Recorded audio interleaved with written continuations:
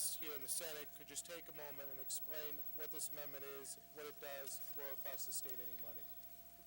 Senator from Middlesex, Mr. Galluccio. Thank you, Madam President. First, I'd like to actually thank my colleagues in the minority party. They have a similar amendment that I see today that deals directly with the same issue, which is how we train our young people to take advantage of these excellent opportunities that exist now and hopefully will be ever more increased after the passage of today's bill. I want to thank my colleague from the Cape and the Islands who co-sponsored the amendment, who's been a great asset in the area of higher public education, and I want to thank him for his support.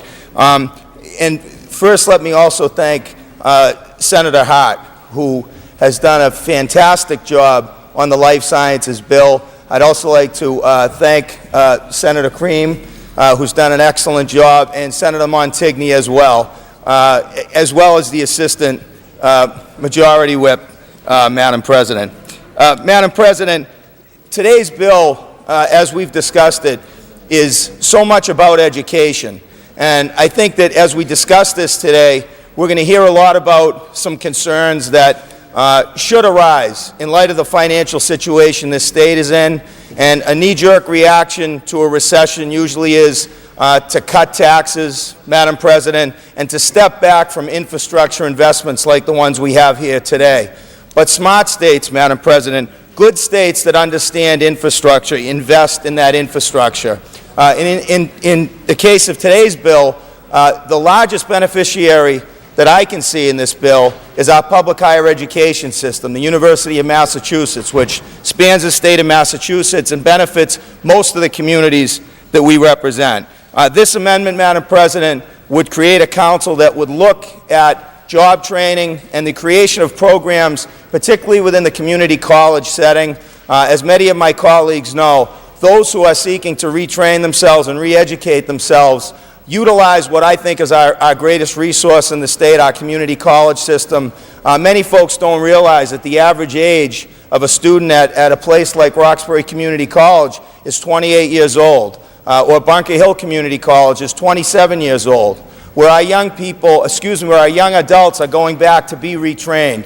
And the truth of the matter is, for those folks who believe this bill is about Cambridge, the city of Cambridge, and other life science clusters that exist, I would argue it absolutely is not about that. In fact, this bill today is about the expansion of those life science clusters into communities that have thus far not benefited from the life sciences. And I want to just mention today, all of us in many of our communities have seen a loss of the manufacturing jobs in our communities. I think about my friend from Gloucester, where there's been a 15% decline in manufacturing jobs just from 2001 to 2006. So the jobs that were used to be in the fishing industry, those that provided those good middle income wages to your community, like the ones that did in my community in candy factories and automobile plants that don't exist anymore. The life sciences, in my view, and I know in the view of those who've led this bill through, the Senate President, the Governor, and the Speaker, see in this bill an opportunity to not just capitalize on the existing infrastructure that exists in the life sciences, but grasp hold of those manufacturing jobs that will provide those middle income opportunities to our residents across the Commonwealth. The amendment seeks to retrain adults. It would allow the council to take a look at opportunities and then go in and work with community colleges to build training programs that allow those young adults to take advantage of those great opportunities. Madam President, I won't go on too long because I know that I'll be highly criticized for doing so by my colleagues, but I will say I would like my colleagues to reflect back on an experience of the 1980s in Massachusetts when we had an impenetrable industry in Massachusetts along the corridor of Route 128. And we called it the technology corridor. And we thought no other state in the country could take that industry from us. And what occurred, Madam President, is a university in California called Stanford University, which I would analogize in this bill to the University of Massachusetts, invested in technology, which as a result started to pull our technology companies away from Massachusetts to California.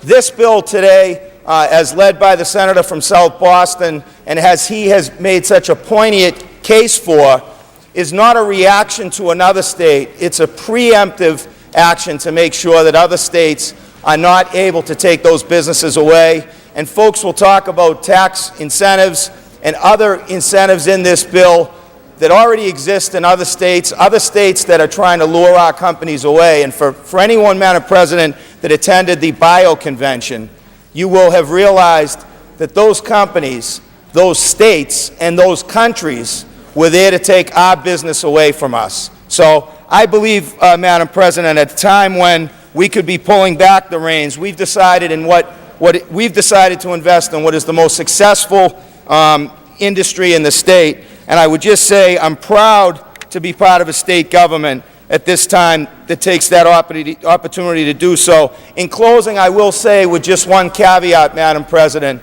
support for the life sciences and the biopharma industries should also be met with great caution. And the fact that we're investing at a state level in this industry should not mean that we're giving too much leeway to federal regulations around pharmaceuticals.